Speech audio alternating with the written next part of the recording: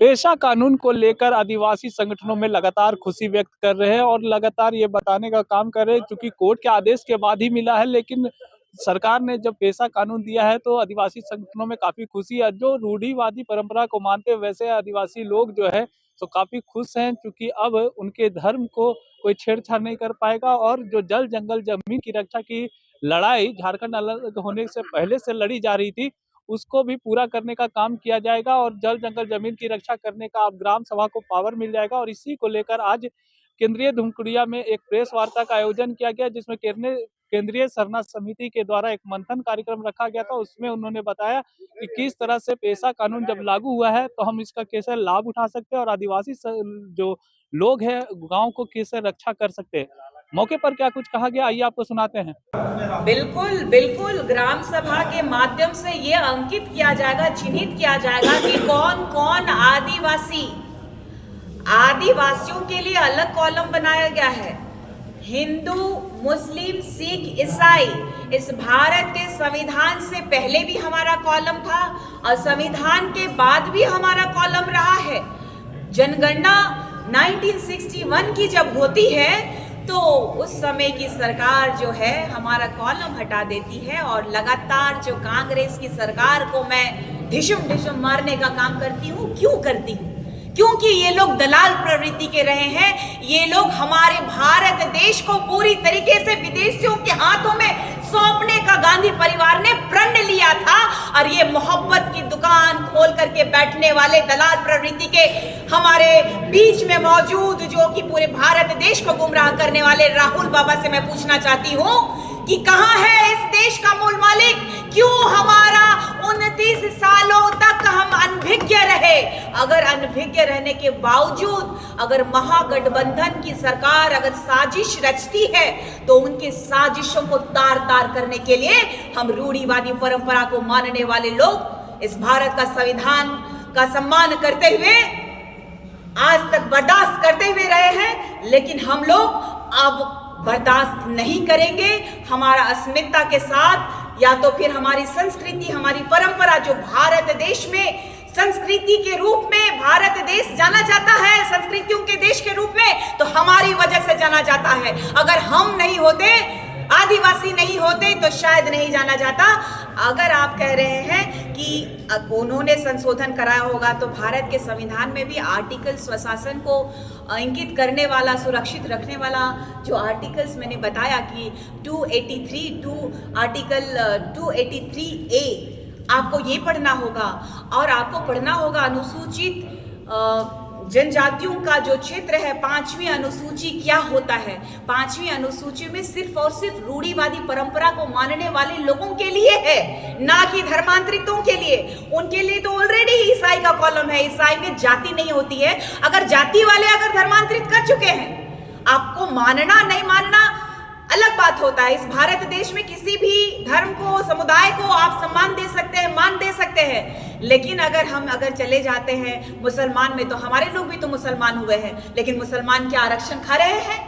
क्या हिंदू बने हैं हमारे लोग तो हिंदू खा रहे हैं? इस भारत के संविधान में हमें सनातनियों के आधार पे सबसे लो कैटेगरी में आरक्षण दिया जाता है, गरीब कह के दिया जाता है। इन मन बुद्धियों को बताना होगा कि भारत का संविधान बढ़िया से पढ़िए। हम तो अभी भी कह रहे हैं कि हम ना हिंदू है, ना मुसलमान है, ना सिख है, ना ईसाई है। ईसाई जो है माइनॉरिटीज के कैटेगरी में आते हैं। और मैंने कल रात में भी पोस्ट किया है कि पूरे भारत देश की संस्कृति अगर सरना सनातन में टिकी है तो एक साथ होकर के क्यों नहीं लड़ाई लड़ रहे कि डिलिस्टिंग की मांग क्यों नहीं कर रहे? अगर विपक्ष के जितने भी बीजेपी हो या फिर अन्य पार्टी के सांसद है, क्यों नहीं इस बात को प्रखरता से उठा रहे? क्योंकि पंखराज बाबा कार्तिक उरांव जी ने भी चलता हुआ सत्र को भंग करवा दिया था। 348 सांसदों का हस्ताक्षर लेकर के चलता हुआ स्वर्गीय इंदिरा गांधी का जो सत्र था, उनका सरकार को हिलाने का काम पंखराज बाबा कार्तिक उरांव जी ने किया था। और लगातार उनके बाद का राजनीति देखिए, लगातार मिशनरियों का मिशन जो कि पैसे से बहुत ज्यादा धनबल और शिक्षा का लोभ और प्रलोभन देकर के चंगाई के माध्यम से, कभी ये लोग कहते हैं कि अंधा देखने लगेगा, लंगड़ा चलने लगेगा, और जो है गूंगे सुनने लगेंगे, और जो है मुर्दे सो जाग जाएंगे। तो इन लोगों को बैठा देना चाहिए हर एक अस्पताल के बाहर या फिर जहां जहां लाशें जा रही हैं, सारे कब्रिस्तान कहिए या तो फिर शमशान घाट कहिए, वहां बिठा देना चाहिए इन लोगों को और वहां चंगाई करवाना चाहिए। औकात इनकी पता चल जाएगी लोगों को। इन लोगों ने गुमराह करते हुए पूरे भारत देश में अंधविश्वास फैलाने का काम ये मिशनरियों के मिशन के माध्यम से पूरे भारत में कब्जा करने के लिए इन लोगों के द्वारा फैलाया गया है। इन लोगों का मिशन अब कमजोर हो चुका है, ये जान रहे हैं, समझ रहे हैं। और एक बात जो कि लगातार आदिवासियों को, ये जंगल का कहने वाले लोगों के लिए भी ये पेशा अधिनियम कानून मुंह पे तमाचा मार दिया है। 48 घंटा ये प्रशासन को 48 घंटा देना होगा, कारण बताना होगा 48 घंटों में कि किस लिए आप जो है ग्रामवासी को गिरफ्तार कर रहे हैं, कारण बताना होगा, तभी ग्राम से आप उनकी गिरफ्तारी कर सकते हैं। ये भी हमारे लिए बहुत बड़ा फैसला है। लगातार हमें ये कह दिया जाता था कि हम क्रिमिनल हैं, हम जंगल वाले हैं, हम विकास के विरोधी हैं, तो ये हम ग्राम सभा के माध्यम से कहेंगे कि विकास चाहिए हमको, हम विकास के विरोधी नहीं हैं। आज भी इस देश का मूल मालिक जो है शिक्षा के लिए वंचित है, स्वच्छ पानी पीने के लिए वंचित है। आपने देखा होगा कि किस तरीके से झारखंड राज्य में महज 19 साल की बेटी जो प्रेग्नेंट होती है उसको स्वास्थ्य व्यवस्था नहीं मिल पाती है, चिकित्सा व्यवस्था नहीं मिलती है। बहंगा से उसको लेके गांव से, पहाड़ से लेके आते हैं जहाँ पे स्वास्थ्य समुदाय केंद्र है, वहां पहुंचते जच्चा और बच्चा दोनों मर जाते हैं। आप देखिएगा वो घटना है गुमला का। गुमला महज 100 किलोमीटर है रांची से, महज 95 से 100 किलोमीटर है। क्या ऐसी मजबूरी है इस सरकार की? अगर उपलब्धि की बात करता है, 25 साल हो गए झारखंड को अलग हुए, उनके पिता भी स्वर्गीय दिशम गुरुजी भी इस झारखंड राज्य के माननीय मुख्यमंत्री के रूप में विराजमान रहे, लेकिन दुर्भाग्य है 25 साल के बाद उनका देहांत होता है तो 10 कर्म करने के लिए उनके बेटे और उनका परिवार जब गांव जाता है तो पूरा देश देखा कि 10 दिनों में वो नेमरा में, उनका गांव का नाम है नेमरा में, वो बिजली लेके आते हैं, सड़कों का निर्माण करवाते हैं। 10 दिन में वो अपना गांव ठीक कर सकते हैं, तो वो 25 सालों में 25 गांवों का जीर्णोद्धार क्यों नहीं किए? ये प्रश्न चिन्ह बनता है। वर्तमान के ठगा सरकार, आदिवासियों को छलने वाला सरकार, आदिवासी बेटा के नाम पे कलंक सरकार को मैं चेतावनी देना चाहती हूँ कि आप 25 सालों में 25 गांव आपने डेवलपमेंट नहीं कर पाए। आप देखिए माननीय स्वास्थ्य मंत्री जो कर की आदिवासी अस्मिता को शर्मसार करते हैं। चाईबासा में एक पिता जो बेबस अपने छोटे से नन्हे से बच्चे को वो झोला में लेके जाते हैं उनकी मृत्यु हो जाने के बाद, और यहाँ की निर्लज्ज सरकार के माननीय मंत्री साहब जो सिर्फ और सिर्फ अपने कौम के लोगों को, अपने धर्म के लोगों को प्रलोभन देखने के माध्यम से कहिए या तो सरकार का दुरुपयोग करने के माध्यम से कहिए, एक तरफ हमारे गरीब पिता का अपमान कर रहे हैं। जब तक वो माफी नहीं मांगेगा तब तक उसका पैंट मैं खोलते रहूंगी, क्योंकि उसको बेइज्जत करना बहुत जरूरी है।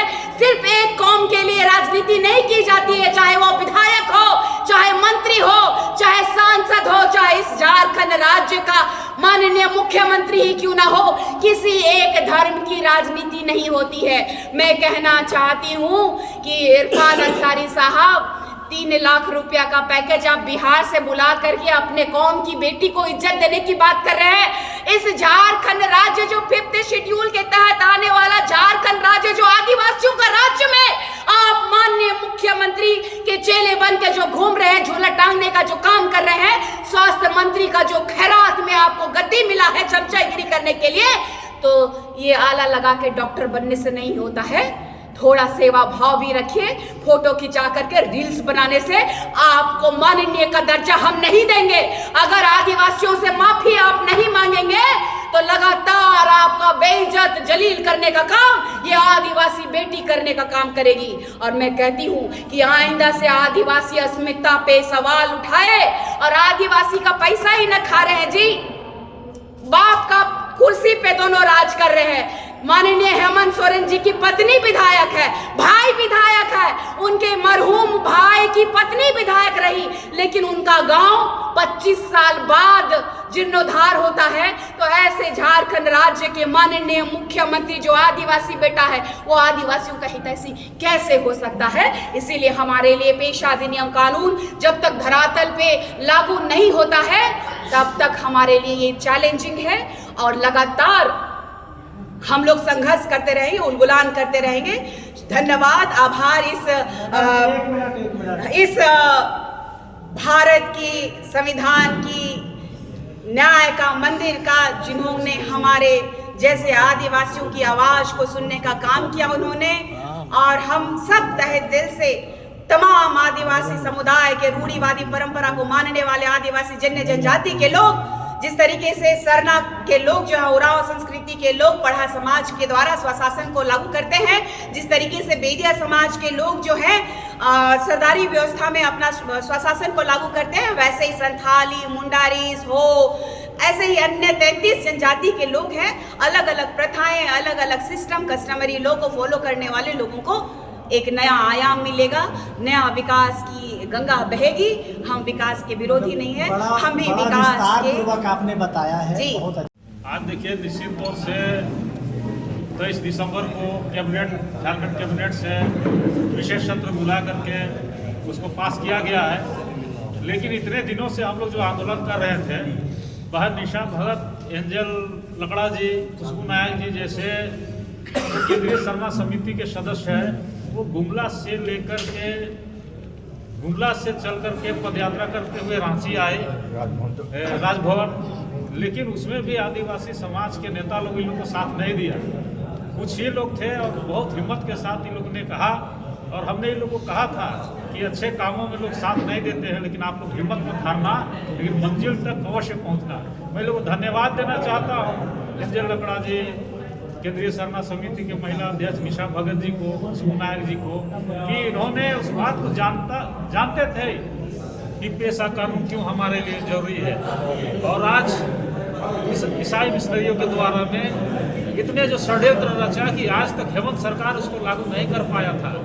ये तो झारखंड उच्च न्यायालय का जो है हम स्वागत करते हैं, बधाई देते हैं कि ऐसे पदाधिकारियों को जिन्होंने आदिवासियों के दर्द को समझा और उन्होंने झारखंड सरकार को नोटिस किया कि आप जल्द से जल्द झारखंड में पेशा कानून लागू करो। और उन्होंने आनंद फानंद में कैबिनेट विशेष सत्र बुला करके उसने पास कराया। निर्णय मुख्यमंत्री का नहीं था, पदाधिकारियों का था। निश्चित तौर से अगर इनको हृदय में इनको रहता कि हमको पेशा कानून लागू करना है, लेकिन मैं बता देता हूँ, पंचायत राज निदेशक जो निशा उरांव थी, इनको भी काफी परेशान किया सरकार के द्वारा में। इनको जो नियमावली थी उसको भी बनाने के लिए उसको स्वतंत्र नहीं दिया गया, जिसके कारण आज उनको जो पंचायती निर्देशक थे उनको उस पद से हटा दिया गया। अतः आज देखिए, झारखंड उच्च न्यायालय के दबाव में झारखंड सरकार मजबूरी में इसको कैबिनेट से पास किया। चलिए, देर से सही दुरुस्त से, लेकिन पास किया। मैं उनको भी बधाई देता हूँ। लेकिन अब जो है समय आ गया है कि कैसे हमारे पूर्वज जो वर्षों से संघर्ष करते आ रहे थे, उनका जो सपना साकार हुआ है, और जब पेशा कानून लागू हो गया, इसको धरातल में कैसे हम अपने रूढ़िवादी परंपरा संस्कृति को मानने वाला, पहान है, मनभोरा है, मातो है, मुड़ा है, डोकलो है, सोहरो है, हड़ाम है, माझी है, तो ऐसे लोग कैसे जो है गांव की जो शक्तियाँ हैं, या तो वित्त शक्तियाँ हैं, या तो नियंत्रण की शक्तियाँ हैं, या तो संचालन की शक्तियाँ हैं, कैसे हम अपने क्षेत्रों में जो भी होता है, खनिज है, कोयला है, बालू है, गिट्टी है, अबरख है, कैसे हम अपने गांव के संसाधनों को, खनिज संसाधनों को कैसे हम उपयोग करेंगे, कैसे हम इसको बेचेंगे। न्यायालय का आभार है, लेकिन अब अगर नियमावली की बात करें तो 3 महीने के भीतर धरातल पर उतारने की योजना है। क्या लगता है, अगर 3 महीने के भीतर नहीं होता है तो?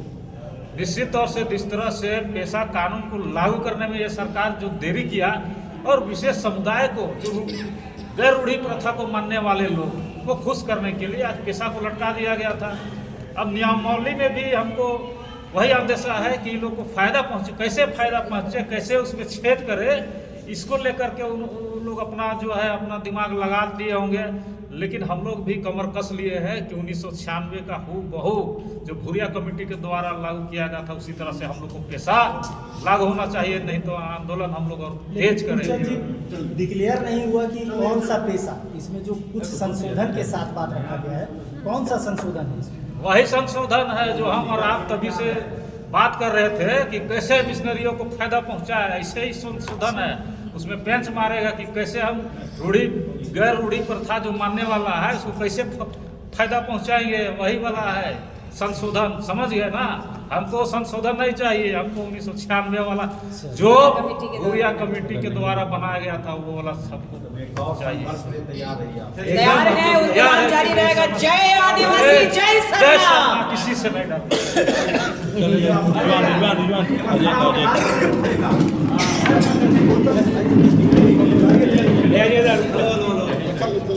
लड़की को थोड़ा सा पीछे आ जाइए,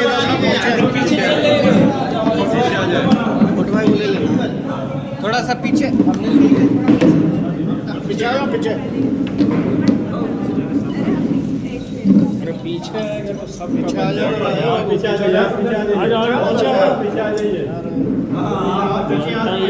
जय सरना, जय सरना, जय आदिवासी, जय आदिवासी, जय सरना, किसी से नहीं डरना, किसी से नहीं डरना। जय आदिवासी, जय सरना।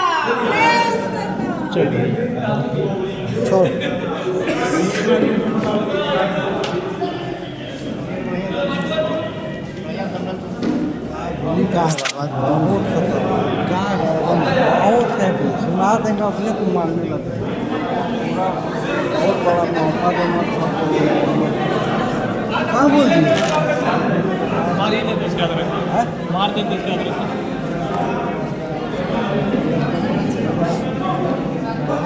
कहाँ हम पकड़ दिए तो होने लग रहा है। हाँ हूबहू वही लागू किया होगा आपके राज्य के मुखिया ने, या कुछ हो गया गड़बड़ सड़बड़? क्योंकि उनकी बातों से लगा कि अभी तक जब हम लोग कैबिनेट में थे, जिस दिन आया प्रस्ताव, उसके पन्नों को हम लोग पढ़ने नहीं दिया गया। मांगे कि भाई क्या क्या है तो बताइए, तो डाउट है इस बात का। देखिए, आपका चैनल से मैं सभी इस राज्य के आम जनताओं को धन्यवाद देना चाहूँगा। और आपका जो प्रश्न है उसमें कटु सत्य है। पंचायत एक्सटेंशन एक्ट, पेशा अधिनियम 1996 ईसाइयों के चंगुल से माननीय उच्च न्यायालय के दबाव में हेमंत सरकार को अंतरात्मा में दबे आवाज को निकालने का उच्च न्यायालय ने अवसर दिया। निश्चित तौर पर हम रूढ़िवादी जनजाति आर्थिक और सामाजिक दृष्टिकोण से काफ़ी कमज़ोर हैं, और आज इस कार्यक्रम से मैं विशेषकर तहे दिल से निशा जी को, एंजल जी को, खुशबू जी को, सरना समुदाय के सदस्यों को तहे दिल से धन्यवाद देना चाहूँगा। और पेशा अधिनियम को कारगर बनाने के लिए आपके समक्ष निशा भगत जी बैठी हैं, और इस राज्य में एक निशा उरांव जी भी हैं, जो पंचायत में निदेशक इस राज्य का हुआ करती थी। और उनके द्वारा भी पेशा अधिनियम को कारगर बनाने के लिए किए गए कार्यों को देखते हुए राज्य सरकार ने उसको हटा देने का काम किया। क्यों हटाया? इसलिए हटाया कि पेशा अधिनियम में बड़ी बढ़ चढ़ के काज रूप देने का काम कर रही थी। पिछले दिनों में आपके कोई चैनल में मैं देख रहा था, बंधु तिर्की जी बड़े बड़े बखान कर रहे थे, सरकार को बधाई दे रहे थे। उसके कुछ दिन पहले इस राज्य के कृषि मंत्री शिल्पी नेहा तिर्की जी के द्वारा और एक कथाकथित गलेक्शन डुंडुम के द्वारा पी पेशा का बात रात दिन रागालाप किया करने में ये लोग बाज नहीं आ रहे थे। आज पौराणिक व्यवस्था रूढ़िवादी परंपरा को मानने वाला गांव का पहान महतो पुजार ये पौराणिक व्यवस्था को ग्राम सभा में अधिकार दिया गया। पी पेशा में लोगों ने यह मान के चल रहा था ग्राम प्रधान का चयन आम जनता से होना चाहिए।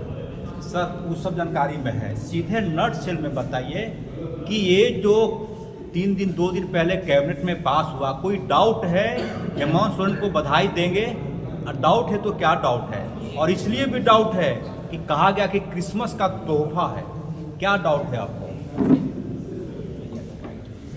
इसको अगर हेमंत सोरेन जी वोट की राजनीति करने के लिए क्रिसमस का माने तोहफा समझ रहे हैं, लेकिन एक्समस मनाने वाले लोग अंतर आत्मा से रो रहे हैं कि हमारी चलती खत्म हो जाएगा। हमारी व्यवस्था में ग्राम प्रधान का जो चयन की प्रवृत्ति है वह आदिकाल से चलते आ रहा है, हमारी सामाजिक व्यवस्था है। वे चाहते थे कि ग्राम प्रधान में चुनाव के माध्यम से ग्राम प्रधान का चुनाव किया जाए। हमारे गुमला इलाका में ईसाई लोग टाइटल बदलने का काम शुरू कर दिया। निशा जी लड़ाई लड़ रही है डिलिस्टिंग की, आधी लड़ाई हमारा पेशा अधिनियम पारित होने से ये लड़ाई को बल मिलेगा, और आने वाला समय में हम लोग को पुरजोर लड़ाई लड़ने की आवश्यकता है। कई जगह ईसाई लोग के द्वारा ग्राम प्रधान बनकर काम करने का काम किया जा रहा है, जिसको हमारी दायित्व बनता है, हमारे समाज की दायित्व बनता है, पुराना परंपरा रूढ़िवादी व्यवस्था को मानने वालों को दायित्व बनता है। ईसाइयों से डट के मुकाबला करने की आवश्यकता आने वाला समय में बहुत तेजी से चलेगा। क्या ईसाई आदिवासी है या ईसाई है? ईसाई देखिए, संविधान जो है बनाने के समय में थोड़ी सी गड़बड़ी हुई। एक ओर उनको माइनॉरिटी कहा गया है और दूसरी ओर उसको जनजातीय सूची में शामिल किया गया है। तो समय आने पर डिलिस्टिंग के माध्यम से उन्हें केवल माइनॉरिटी में रहने का अधिकार बनता है, जिसके लिए हम लोग लड़ाई लड़ने के लिए बड़ी तेजी से हम लोग आगे बढ़ने की संकल्प लेते हैं। सर